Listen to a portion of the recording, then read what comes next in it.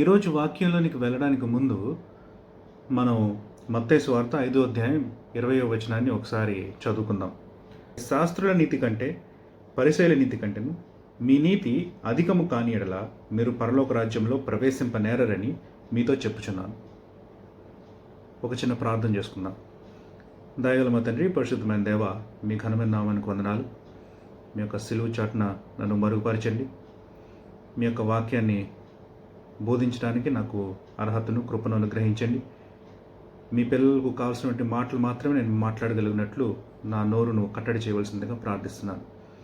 మీకే వందనాలు చెల్లించుకుంటూ త్వరలో రాని యేసు ప్రభు మిక్కిలి శ్రేష్టమైన నామమున అతి వినియముగా ఈ ప్రార్థన అడిగి వేడుకుంటున్నాను తండ్రి. ఆమేన్. మనకి చాలా పరిచయమైనటువంటి కొండ మీద ప్రసంగం అన్నటువంటి భాగంలో యేసుప్రభు వారు చెప్తున్నటువంటి మాటలు ఇవి. మత్తయి సువార్త 5వ అధ్యాయం, 6వ అధ్యాయం, 7వ అధ్యాయంలో ఈ కొండ మీద ప్రసంగం మనకి కనిపిస్తూ ఉంటుంది. ఈ కొండ మీద ప్రసంగంలో ఇన్ఫ్యాక్ట్ ప్రారంభ ఘడియల్లోనే యేసుప్రభు వారు ఈ మాటల్ని చెప్తా ఉన్నారు. శాస్త్రుల నీతి కంటే పరిసయ్యుల నీతి కంటే మీ నీతి అధికము కాని యెడల మీరు పరలోక రాజ్యంలో ప్రవేశింపరు అన్నటువంటి మాటని యేసుప్రభు వారు చెప్తా ఉన్నారు. చాలా విశేషంగా ఈ మాటని ఇక్కడ మనకి చెప్తా ఉన్నారు. శాస్త్రులు ఎవరు? స్క్రైబ్స్. వీళ్ళు ధర్మశాస్త్రాన్ని బాగా తెలిసినటువంటి వ్యక్తులు. ధర్మశాస్త్రాన్ని వీళ్ళు కాపీస్ కింద రాస్తూ ఉంటారు. ధర్మశాస్త్రోపదేశకులు కూడా వీళ్ళలోంచి వచ్చిన వారు ఉన్నారు. పరిసయ్యులు వీళ్ళెవరంటే మతం నిష్ట కలిగినటువంటి ఒక జనాంగం, యూదులలో ఉన్నటువంటి ఒక భాగం. వీళ్ళకి మతనిష్ట బాగా ఎక్కువ. మత నిష్ట కలిగినటువంటి వాళ్ళు, దేవుని యొక్క వాక్యం తెలిసినటువంటి వాళ్ళు. వీళ్ళ యొక్క నీతి కంటే యేసుప్రభు ఏం కోరుకుంటున్నారంటే ఆయన యొక్క శిష్యుల నీతి అధికం కావాలి అని అనుకుంటున్నారు. ఇన్ఫ్యాక్ట్ అధికం కాకపోతే మీరు పరలోక రాజ్యంలోనే ప్రవేశించరు అన్నటువంటి మాటని యేసుప్రభు చాలా క్లియర్గా ఇక్కడ మనకి చెప్తా ఉన్నారు. ఈ రోజులో కనుక మనం చూస్తూ ఉంటే చాలా మతనిష్ట కలిగినటువంటి వాళ్ళు ఉన్నారు. క్రైస్తవుల గురించి నేను మాట్లాడట్లేదు, ఇతర మతానికి సంబంధించిన వాళ్ళు. తమ దేవుణ్ణి కోసమని నాలుకలు కట్ చేసుకుంటూ ఉన్నారు. తమ దేవుని కోసమని కొరడాలతో కొట్టుకుంటూ ఉన్నారు. తమ దేవుని కోసమని వాళ్ళు గాజు పెంకుల మీద నడుస్తున్నటువంటి వాళ్ళు ఉన్నారు.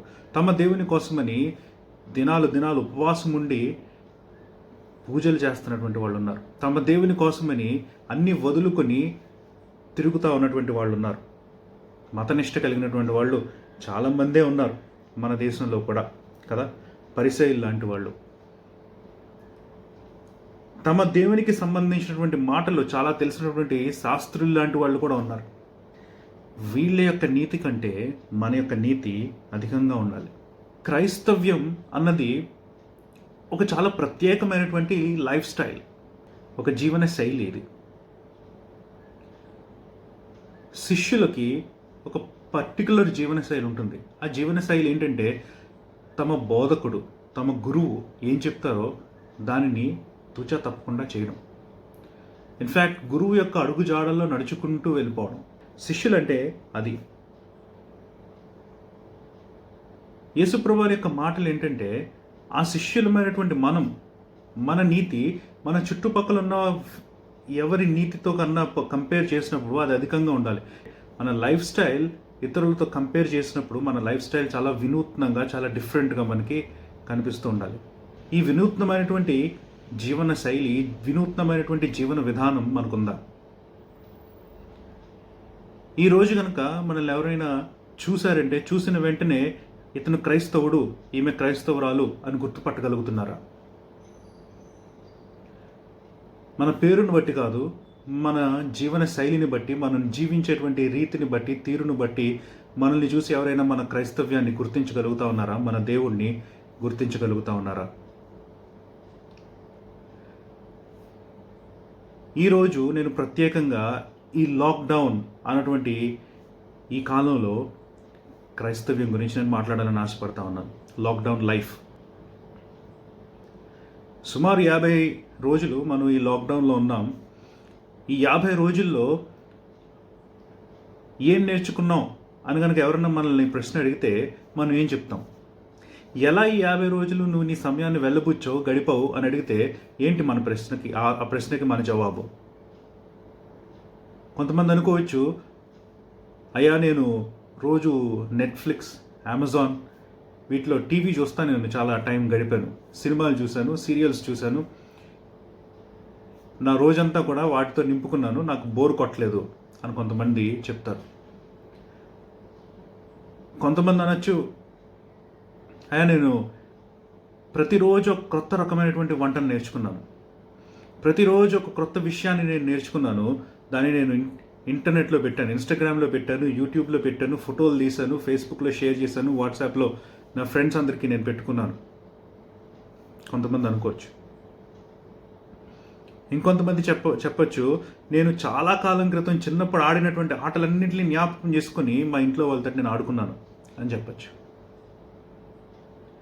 చూడండి, లాక్డౌన్లో ఈ 50 రోజుల్లో కూడా దేవుడు మనకి ఇచ్చినటువంటి సమయంలో మనం రకరకాలైనటువంటి పనులతో మన దినాన్ని మనం నింపుకున్నాం. చాలా రకాలైనటువంటి పనులు మనం చేసాం. ఈ 50 రోజుల తర్వాత ఈ పనులన్నింటినీ కనుక మనం గమనించుకుంటే, ఈ 50 రోజుల్లో, సుమారు 50 రోజుల్లో దేవుడు మనకిచ్చినటువంటి ఈ 1200-1300 గంటల సమయంలో దేవునికి మనం కనీసం 130 గంటలు దశంభాగం లాగన్నా మనం ఇవ్వగలిగామా అన్నది మనం ప్రశ్నించుకుంటే ఎస్ నో మన జవాబు.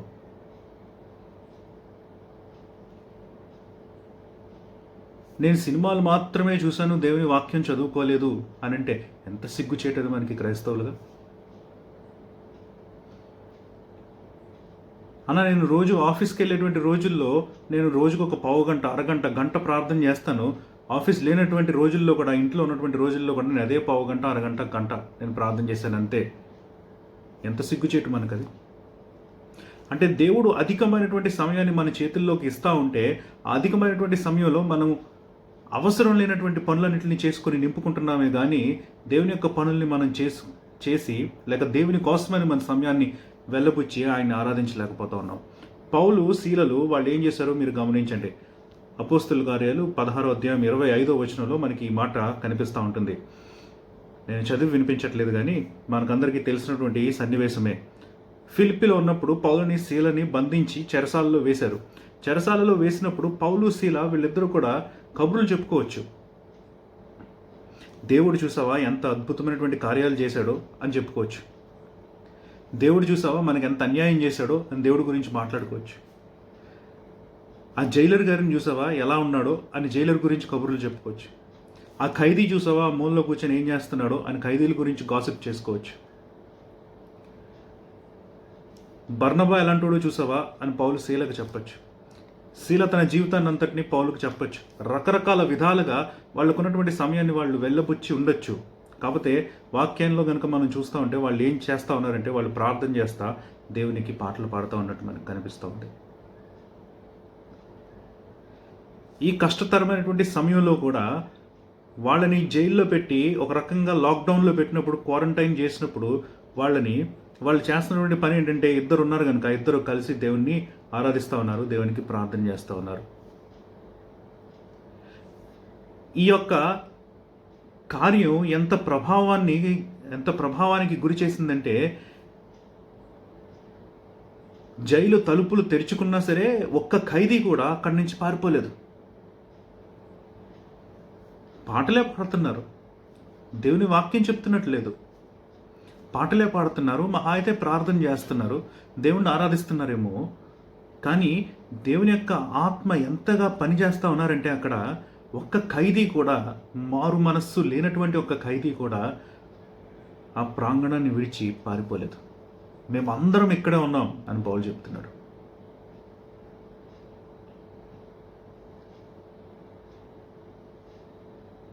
కఠినమైనటువంటి సమయంలో, కారాగారంలో ఉన్నప్పుడు, లాక్డౌన్లో ఉన్నప్పుడు పౌలు, శీలాలు చేసింది ఏంటంటే దేవుణ్ణి ఆరాధించారు. ఎన్నిసార్లు మనం దేవుణ్ణి ఈ 50 రోజుల్లో ఆరాధించాం? రోజుకు ఒక్కసారి, 5 నిమిషాలు, 1 నిమిషమా? ఎన్నిసార్లు మనం కంటిన్యూస్గా దేవుణ్ణి ఆరాధించగలుగుతా ఉన్నాం? పరిస్థితులు రోజు రోజుకి చెడ్డగా తయారవుతూ ఉంటే కూడా ఆ పరిస్థితిలో మనం దేవుణ్ణి ఆరాధించగలిగామా? ఏంటి మన యొక్క జీవితం? ఈరోజు మనం ఒకసారి పరిశీలించుకోవాలి. వర్షిప్, ఆరాధన పౌలు శీలలు మనకి నేర్పిస్తున్నారు. అన్న, నేను ఈ 50 డేస్లో 54 డేస్లో నేను ఒక్కసారి కూడా ఆరాధించలేదు అసలు దేవునికి. సిగ్గుచేటు, షేమ్ ఆన్ us. దేవుని యొక్క సన్నిధికి నేను ప్రవేశించలేకపోతే 54 రోజుల్లో నేను క్రైస్తవుని ఎలా చెప్పుకోగలుగుతాను? అసలు దేవుని కోసం నేను ఒక్క పని కూడా చేయలేకపోతే, ఆయనకు మొరపెట్టకపోతే, ఆయన్ని ఆరాధించకపోతే, ఆయన్ని జ్ఞాపకం చేసుకోకపోతే, దేవుడు నాకు ఇచ్చినటువంటి సమయాన్ని, ఎక్స్ట్రా టైంని నేను ఆయన కోసం వాడుకోకపోతే, దానికన్నా భయంకరమైనటువంటి స్థితి ఇంకేముంది? నా సమయాన్ని అంతటినీ నేను నాకు అనవసరమైనటువంటి వాటితో ప్యాక్ చేసేసుకున్నానా? ఏంటి నా నీతి? నాకు పక్కన ఉన్నటువంటి అన్యుడికి తేడా వేయలేదు అసలు. పక్కనున్న అన్యుడు కూడా టీవీ చూస్తున్నాడే, సినిమాలు చూస్తున్నాడే, ఇంగ్లీష్లో సినిమాలు చూస్తున్నాడు, తెలుగులో సినిమాలు చూస్తున్నాడు, సీరియల్స్ చూస్తున్నాడు, రోజంతా సెల్ ఫోన్ మీద పట్టుకుని ఉన్నాడే, వాట్సాప్ చేస్తూ ఉన్నాడు, ఫేస్బుక్లో చూసుకుంటూ ఉన్నాడు, వీడియోస్ చూస్తున్నాడు, యూట్యూబ్ చూస్తున్నాడు. పక్కనున్న అన్యుడికి నాకు ఏ తేడా లేదా?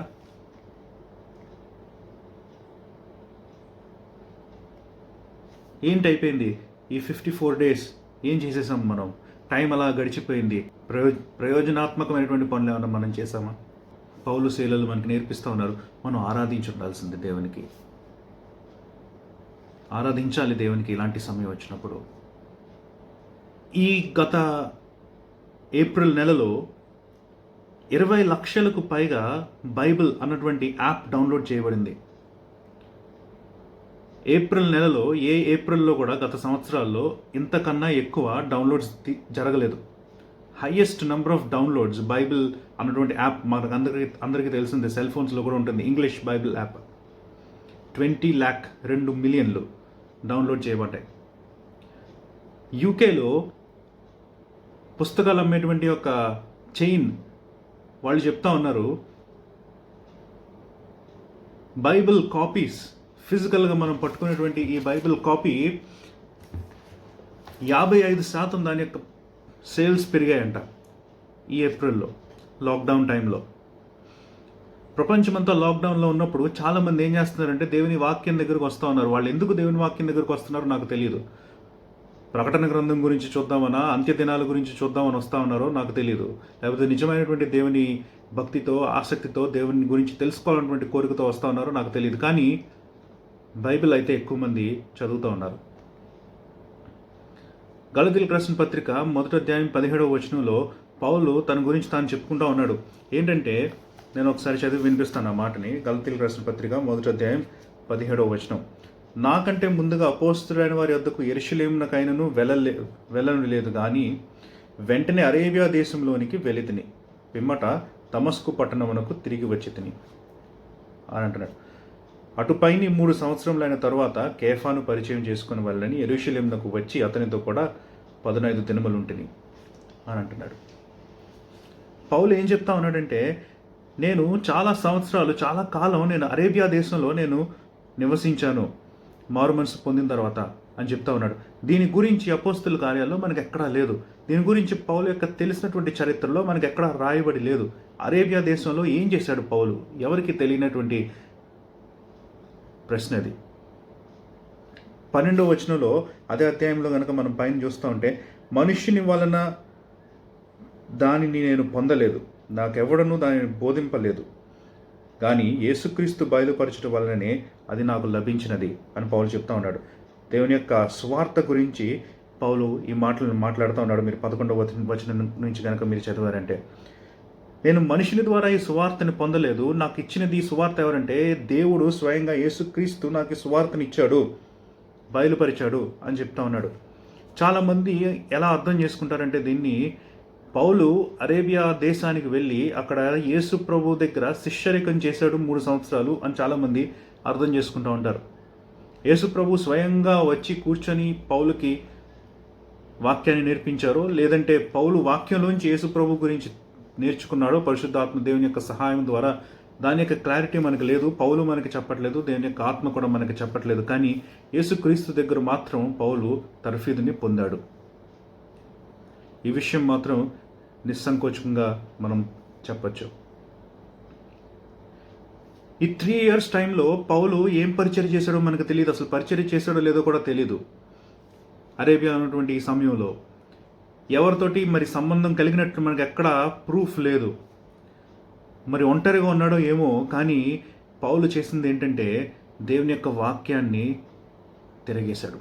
దేవుని యొక్క వాక్యాన్ని చదివాడు, గ్రహించాడు, అర్థం చేసుకున్నాడు.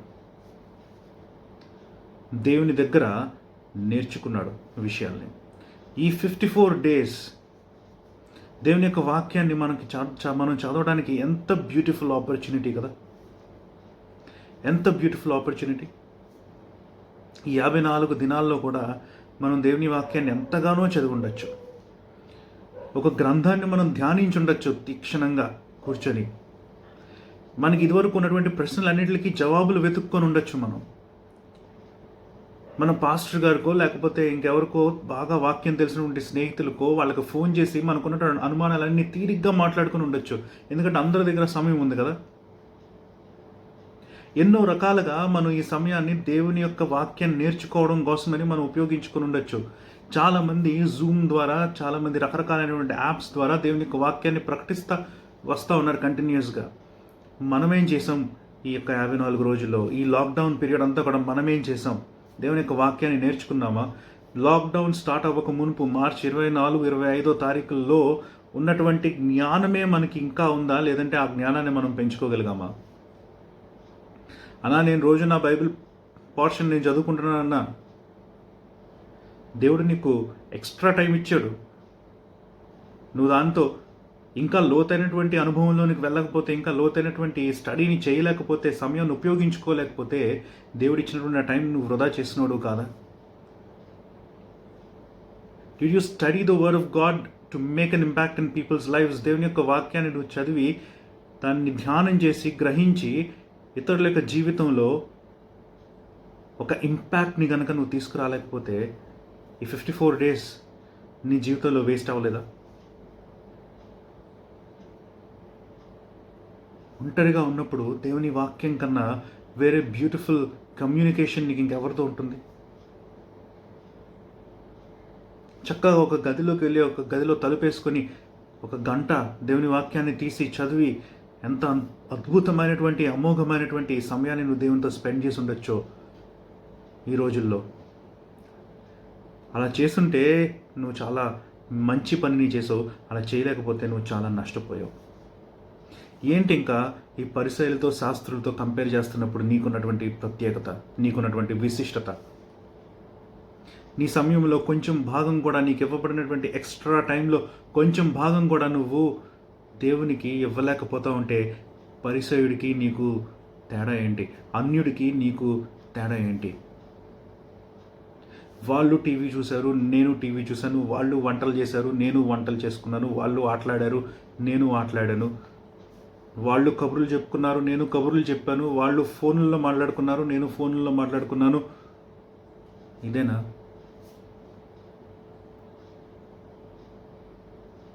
దేవుడు ఇచ్చినటువంటి టైంకి, ఈ ఎక్స్ట్రా డేస్కి మనం అకౌంట్ ఎలా ఇస్తాం దేవుడికి? మనం అకౌంట్ ఎలా ఇస్తాం దేవుడికి? అపోస్తలుల కార్యాలు 17వ అధ్యాయంలో పౌలు ఏథెన్స్ అన్నటువంటి పట్టణానికి వెళ్ళినట్టు మనం చూస్తూ ఉంటాం. ఈ పట్టణంలోనికి పౌలు ఒంటరిగా వెళ్ళాడు. తన స్నేహితులతో 2వ మిషనరీ యాత్రని ప్రారంభించి ఫిలిప్పీకి వెళ్ళాడు. ఫిలిప్పి నుంచి తెస్సలోనికకి వెళ్ళాడు. తెస్సలోనిక నుంచి బెరయకు వచ్చాడు. బెరయలో తన స్నేహితులందరినీ వదిలిపెట్టి ఒంటరిగా ఏథెన్స్కి వచ్చి వాళ్ళ కోసమని వెయిట్ చేస్తూ ఉన్నాడు. వాళ్ళ కోసమని వెయిట్ చేస్తూ ఉన్నప్పుడు 16వ వచనంలో దేవుని వాక్యం ఇలా రాస్తా ఉంది. పౌలు ఏథెన్స్లో వారి కొరకు కనిపెట్టుకుని ఉండగా ఆ పట్టణము విగ్రహములతో నిండి ఉండట చూచినందున అతని ఆత్మ పరితాపం పట్టలేకపోయాను. అతని ఆత్మ పరితాపము పట్టలేకపోయాను. ఈ మాట నేను మీకు స్ట్రెస్ చేయాలని ఆశపడుతున్నాను. ఇంగ్లీష్లో దీన్ని డిస్ట్రెస్డ్. అంటారనమాట. Spirit, his soul was distressed in him. గందరగోళం అయిపోయింది పౌలు యొక్క ఆత్మ. ఎందుకు గందరగోళం అయిపోయిందంటే చాలా క్లియర్గా రాస్తున్నాడు, ఆ పట్టణము విగ్రహములతో నిండి ఉండుట వలన, నిండి ఉండట చూచి. పౌలు ఖాళీగా కూర్చొని ఏం చేస్తాను, ఏథెన్స్ని చూద్దాం ఒకసారి అని బహుశా రోడ్డు మీద అలా తిరుగుతూ నడుచుకుంటూ వెళ్తూ ఉన్నాడేమో. ప్రతి మూలలో కూడా పౌలుకి ఒక విగ్రహం కనిపిస్తూ ఉంది. విగ్రహం కనిపిస్తూ ఉన్నప్పుడు పౌలు యొక్క హృదయం లోపల కృంగిపోయింది, కృషించిపోయింది, తపతపలాడిపోయింది, బాధపడిపోయాడు. ఎందుకంటే అంత విగ్రహారాధన ఉందా ఈ పట్టణంలో? ఇంత భయంకరమైనటువంటి స్థితిలో ఉన్నారా ఈ పట్టణస్థులు? తన దేశం కాదే, పౌలు యూదుడు, ఇశ్రాయేల్కి సంబంధించినటువంటి వాడు, ఏథెన్స్కి వచ్చాడు. తన దేశం కాదే, తన ప్రజలు కాదే వాళ్ళు. అయినా వాళ్ళ కోసమని తన హృదయం కదిలిపోయింది. వాట్ అ బ్యూటిఫుల్ ఈవెంట్ ఇది. దానియేలు 10వ అధ్యాయం 2వ వచనం కనుక మనం చూస్తూ ఉంటే అక్కడ దానియేలు గురించి వాక్యం చెప్తా ఉంది. 21 days 21 రోజులుగా దానియేలు ఏడుస్తా విలపిస్తా దేవునికి మొరపెడతా ఉన్నాడని మనకు అక్కడ కనిపిస్తూ ఉంది. ఎందుకంటే తన ఇర్మియా గ్రంథాన్ని చదువుతూ ఉన్నప్పుడు ప్రవక్త చెప్పినటువంటి 70 సంవత్సరాలు పూర్తయిపోతున్నాయి అన్నటువంటి విషయం తనకి తెలిసినప్పుడు దానియేలు ప్రార్థన చేయడం ప్రారంభించాడు. తన పాపం ఒప్పుకోవడం మొదలుపెట్టాడు. తన ప్రజల యొక్క పాపాన్ని ఒప్పుకోవడం మొదలుపెట్టాడు. తన హృదయంలో కలవరం కలిగింది. He was distressed. ఏడుస్తూ ఉన్నాడు, పశ్చాత్తాపడుతూ ఉన్నాడు, బాధపడుతూ ఉన్నాడు. తన దేశం యొక్క పరిస్థితిని చూసి బాధపడుతూ ఉన్నాడు. నెహెమ్యా రాజుగారి దగ్గరికి వచ్చి ముఖం వేలాడి తీసుకుని వచ్చినప్పుడు రాజుగారు ముఖాన్ని చూసి ఏంటైంది అని ప్రశ్నిస్తే నెహెమ్యా అంటున్నాడు, నా పట్టణము యెరూషలేం పట్టణం ఇలాగ పాడైపోయి ఉంటే రాజా నేను ఎలాగా నవ్వుతూ ఉండగలను అని అన్నాడు. మన దేశం, మన ప్రజలు నలిగిపోతూ ఉంటే ఈ డిస్ట్రెస్ మనలో లేదా? మన హృదయం లోపల కదలట్లేదా? మనకి బాధ వేయట్లేదా? ఏదో రకంగా నేను సహాయం చేద్దామే అన్నటువంటి కోరిక మనలో కలగట్లేదా? Where is the distress? మన దేశంలో ఎక్కడ చూసినా సరే, మన రాష్ట్రంలో కానివ్వండి, మీ ఊరిలో మీరు ఆలోచించుకోండి, ఎక్కడ చూసినా సరే అది విగ్రహాలతో నిండిపోయి ఉంటే, ఏదో రూపాన్ని చేసుకొని పూజిస్తూ ఉంటే, నిజమైనటువంటి దేవుణ్ణి వదిలిపెట్టి ఆయన గురించినటువంటి ప్రత్యక్షతను లక్ష్యం చేయకుండా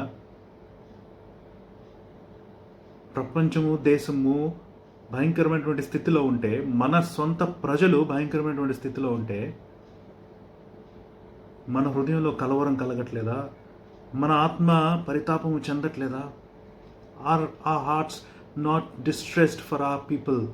నా ప్రజల కోసం నేను బాధపడకపోతే, నా హృదయం తప్పించకపోతే, వాళ్ళ యొక్క రక్షణ కోసమని నేను కొట్టుకోకపోతే, వాట్ యామ్ ఐ? నేను ఎవరిని అసలు? క్రీస్తు ఆత్మ నాలో లేదే.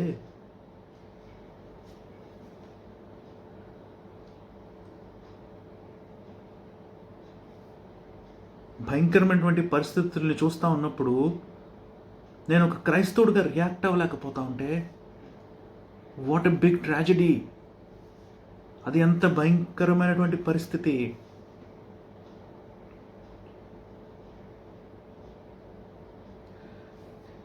క్రీస్తు లక్షణం ప్రేమ.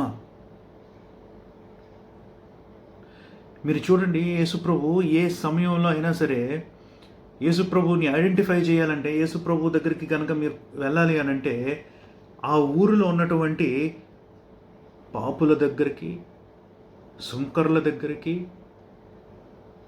భయంకరమైనటువంటి పాపం చేసేటువంటి వ్యక్తుల దగ్గరికి, తాగే వాళ్ళ దగ్గరికి వెళ్తే మీకు అక్కడ యేసుప్రభు కనిపిస్తారు.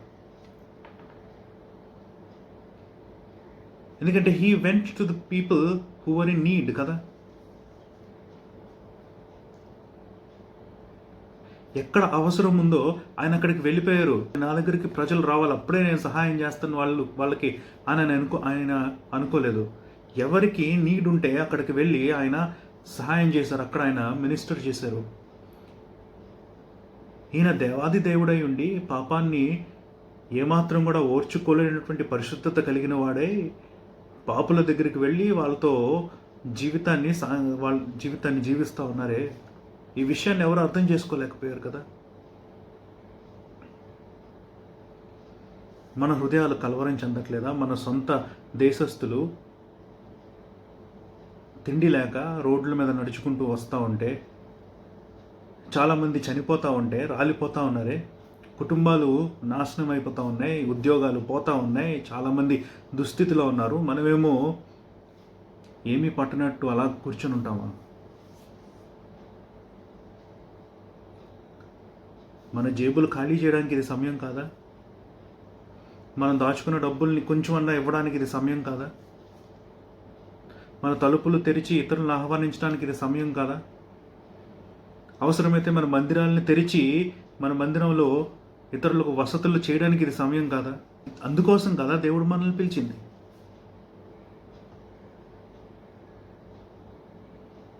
ఒక సంఘం, ఒక మందిరం సొసైటీలో దాని పని చేయలేకపోతే అది సంఘం కింద మందిరం కింద ఉండడం అనవసరం కదా. A church is there to influence the society. దీపస్తంభం అంటే ఏంటి? దాని చుట్టుపక్కల ఉన్నటువంటి ప్రాంతానికి అది వెలుగునివ్వాలి. సంఘాన్ని దీపస్తంభంతో కనుక పోల్చారంటే దాని అర్థం ఏంటంటే మనలో ఉన్నటువంటి మంచి చుట్టుపక్కల వాళ్ళందరూ చూడాలనే కదా.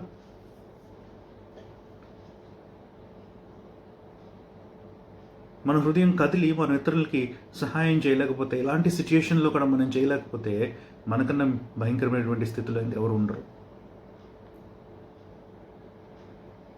ఏలియా చూడండి, దేవుడు ఏలియాని, అబ్బాయి నువ్వు వాగు దగ్గరికి వెళ్ళిపో, నువ్వు ఆ వాగు దగ్గరికి వెళ్ళినప్పుడు నీకు కాకులు వచ్చి భోజనం పెడతాయని అన్నాడు. ఏలియా వాగు దగ్గరికి వెళ్ళాడు. ఆ వాగు దగ్గర ఉన్నప్పుడు కాకులు వచ్చి భోజనం పెట్టాయి. ఆ వాగు ఎండిపోయేదాకా ఏలియా అక్కడ ఉన్నాడు. అక్కడి నుంచి సారేపోతుకి వెళ్ళు, అక్కడ విధవరాలు ఉంటుంది, ఆమె దగ్గరికి వెళ్ళాను అన్నాడు.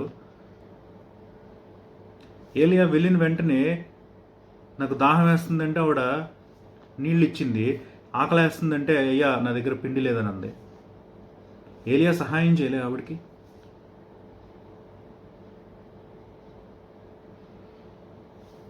కుమారుడు చనిపోయినప్పుడు లేపలేదు ఏలియా. అవసరంలో ఉన్నప్పుడు, కరువు ఆ ప్రాంతంలో ఉన్నప్పుడు, వర్షం పడట్లేదు కొన్ని నెలల నుంచి సంవత్సరాల నుంచి, ఏలియా ఆ సమయంలో ఆ ఇంట్లో ఏ లోటు లేకుండా చూడలే. ఏలియా ఆ సమయంలో ఆ ఇంట్లో ఏ కష్టం రాకుండా చూడలేదు. Isn't that what Christians are called for? Isn't that what people of God are supposed to do? దేవుని యొక్క పిల్లలు అది కాదా చేయాల్సింది? We have to be moved to impact. నేను 3 విషయాలు చెప్పాను మీకు: worship and impact, study and impact, move to be and impact. 4వదిగా దానియేలు కాలంలో ఒక చాలా అద్భుతమైనటువంటి విషయం జరిగింది. సండే స్కూల్ పిల్లలుగా మనందరం కూడా ఈ విషయాన్ని మనం విన్నటువంటి వాళ్ళమే. దానియేలు 6వ అధ్యాయంలో మనకు కనిపిస్తూ ఉంటుంది. దర్యావేషు రాజు యొక్క పరిపాలన సమయం అది.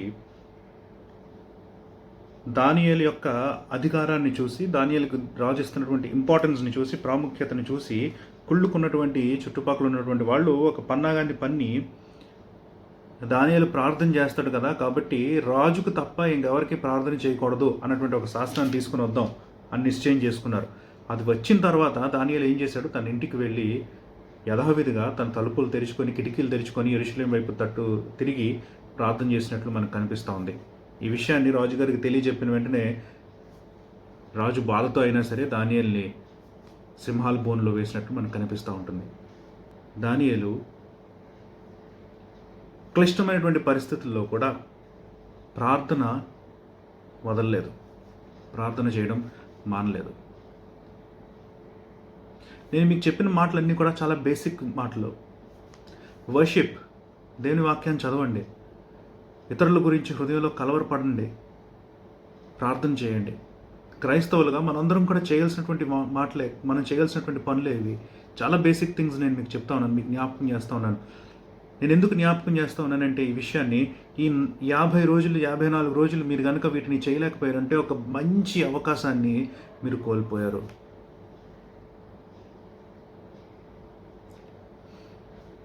రోజు నాకు పని అయిపోతుంది. భార్యలు అనుకుంటారు ఇంట్లో, పొద్దున్నే లేస్తాను, భర్తకి టిఫిన్ చేయాలి, పిల్లలకి టిఫిన్ చేయాలి, క్యారేజ్ సర్దాలి, పెట్టాలి, వాళ్ళని స్కూల్కి పంపించాలి, ఇంట్లో పనులు చేసుకోవాలి, మధ్యాహ్నం లంచ్కి ప్రిపేర్ చేసుకోవాలి, ఇల్లంతా చక్కపరుచుకోవాలి, టైమే లేదు, సాయంత్రం అవుతుంది, కాసేపు నడుము నొప్పి వచ్చి పడుకుంటాను, సాయంత్రం అయిన తర్వాత అందరూ ఒకళ్ళ తర్వాత ఒకళ్ళు స్కూల్ నుంచి రావడం మొదలు పెడతారు, వాళ్ళకి ఆఫీస్ నుంచి రావడం మొదలు పెడతారు, వాళ్ళకి ఒక్కొక్కటి ఇవ్వాలి, రాత్రి భోజనానికి సిద్ధం చేసుకోవాలి, అన్నీ కడుక్కోవాలి, శుభ్రపరుచుకోవాలి, అన్నీ చేసుకుని నాకు రోజులో అసలు సమయమే ఉండట్లేదు దేవుని కోసం గడపడానికి అని అనుకుంటారు.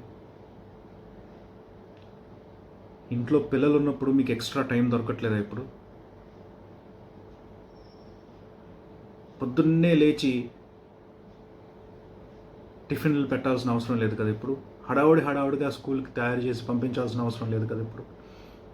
ఈ టైం మిగులుతూ ఉన్నప్పుడు ఈ టైంలో కొంచెమన్నా మనం దేవునికి ఎక్స్ట్రా ఇస్తున్నామా? భర్తలు అనుకుంటారు నేను రోజు పొద్దున్నే లేవాలి, నా పనులు చేసుకోవాలి, క్వైట్ టైం అది ఇది చేసుకుంటాం, ప్రార్థన చేసుకుంటాం, కాసేపు 5 నిమిషాలు 10 నిమిషాలు ఎంత టైం దొరుకుతాయి, అది న్యూస్ పేపర్ చదువుకుంటాం, ఆఫీస్కి వెళ్తాం, చాలా ప్రెషర్స్ ఉంటాయి ఆఫీస్లో, వస్తాం, లేట్ అయిపోద్ది, భోజనం చేస్తాం, కాసేపు ఏదో కబుర్లు చెప్పుకుంటాం, నిద్రపోతాం. రోజంతా బిజీ, దేవుని కోసం ఎక్కువ టైం స్పెండ్ చేయడానికి లేదు. ఏదో ఒక రోజు సెలవు పెడితే లేకపోతే సెలవు దొరికితే బాగుండు కదా, కాస్త బైబిల్ చదువుకునేవాడిని అని అనుకున్న రోజులు లేవా మనకి? మరి ఫ్రీగా దేవుడు 50 డేస్ మనకి సెలవు టైం లాగా ఇవ్వలేదు చాలామందికి. ఈ 50 డేస్లో 54 డేస్లో మనం కొంచెం కూడా దేవునికి ఇవ్వలేదా టైంని?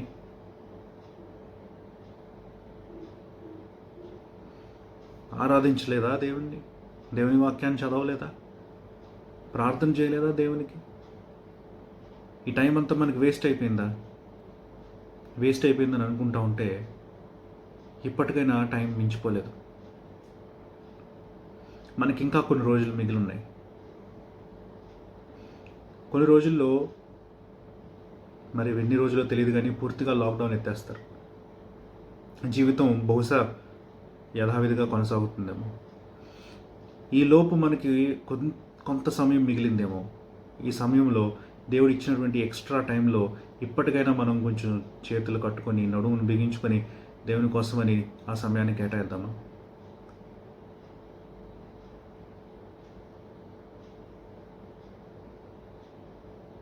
ఇప్పటికైనా దేవుని కోసమని మనం సమయాన్ని కేటాయిద్దాం.